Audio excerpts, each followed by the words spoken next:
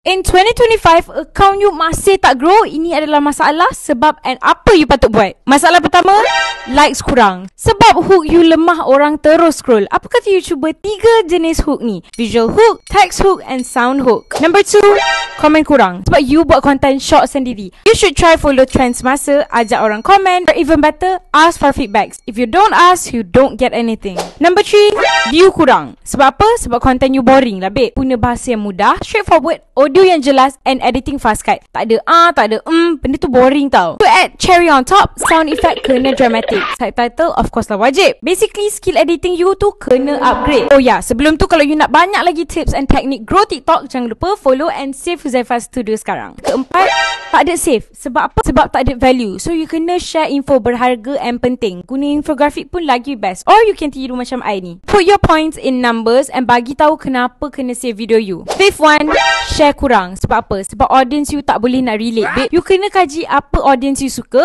tanya, guna komen and reply sebagai idea. Masalah audience pun kita boleh jadikan content. Lastly, paling popular, follower lambat grow. Sebab apa? Banyak sebab. Antaranya adalah orang yang tak rasa personality you tu menarik. You kena buat content tunjuk muka, mantapkan bio, consistent and fokus pada 1 or 2 niche. Or even better, you dapatkan buku 1000 follower pertama ni. Dalam buku ni ada ajar teknik macam mana nak grow follower, naikkan engagement dan macam-macam lagi. So, kalau you nak selesaikan masalah-masalah semua ni, klik link sekarang.